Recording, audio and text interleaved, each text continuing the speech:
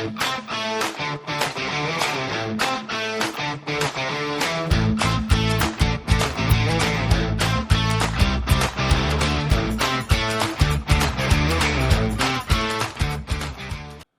want to thank you for joining us here in our study of the book of 2 Thessalonians. Today we're in 2 Thessalonians, the second chapter, and we're going to begin with verse number 7. Now let me just say this to you before we proceed. If you haven't been watching these videos, I want to encourage you to go back and watch them and catch up, because there is so much that we have said that you need to understand as we move forward. In other words, we've been laying a foundation, and the foundation has to deal with the end times, and the foundation has to deal with the coming of the Antichrist. But we've been talking about this for several weeks now. And so go back and listen to those podcasts. Listen to those videos. They're about 8 or 9 minutes long. Listen to them and get the foundation of what we're talking about. Now, in verse number 6, the Apostle Paul writes, and he says, "For we know what restrains him now, so that in his time he will be revealed." Now, who are we talking about? We are talking about the Antichrist. Now, we have talked about this before. Let me just touch on it again. There are many antichrists that have come through the world. Many, many antichrists. But there is one person coming, and he will not be revealed until the rapture of the church. That one person is called the Antichrist. That is his name. That is the name given to him by God himself. He is the Antichrist. Okay? Now, the Antichrist is going to be revealed when the church is taken out of the way, when the church stops restraining him, because they have been removed from the earth. Now, verse number 7 says this, "For the mystery of lawlessness is already at work." You know, one of the things that we need to understand is that the work of the Antichrist and the works that he's going to do, they are already taking place. They are already happening. Even though the Antichrist has not been revealed at this time, his work, the things that he's going to do, are already happening. You know, I'm 71 years old, and I have never seen in the United States and around the world, by the way, so much lawlessness. You see, one of the things that's going to mark the Antichrist is lawlessness. It is already happening. Now, let me just take a minute here and tell you what lawlessness is all about. Lawlessness is a complete disregard for the law. You know, here in the United States, we have a law.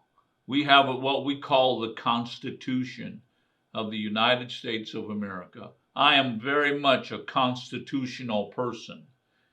We in the state that we're in is the state of Michigan.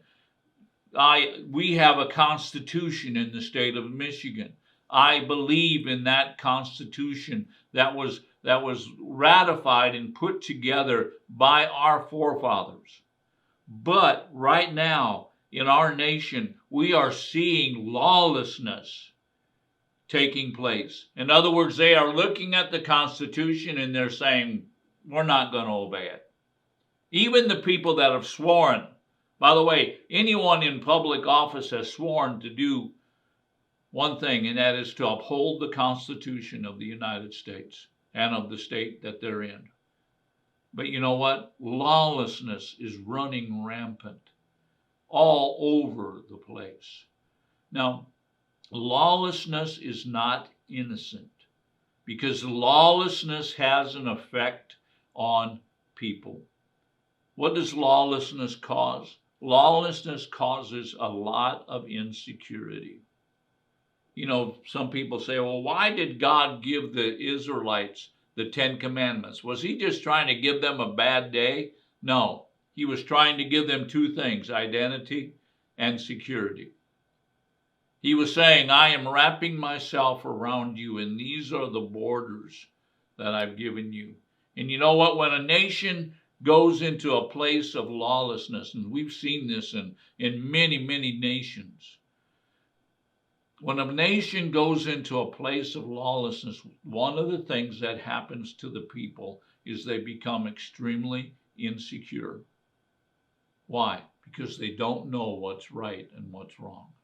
They don't know if they're going to get punished for doing right and not punished for doing wrong. And they're seeing people run without control, run without any type of law on their lives. And you know what? It's one of the scariest things. I remember way back in the early 90s, I was in the wonderful country of South Africa. And you know what? At that time, South Africa was going through a tremendous amount of lawlessness. I mean, it was just amazing to me. Now, as an American, I had never felt these things before, but to see people shot and to see all kinds of rioting and lawlessness. I was a teenager during the latter 60s, early 70s. And you know what? We saw lawlessness in the streets. And you know what happened? It causes people to have insecurities.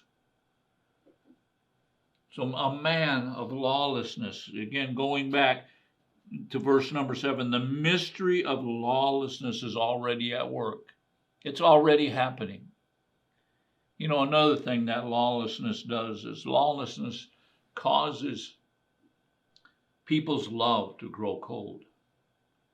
Now let's jump real quickly to Matthew 24, verse number 12. Now Matthew 24, I believe Matthew 24 and 25 are in chronological order. I believe these are the things that are going to happen during the tribulation period.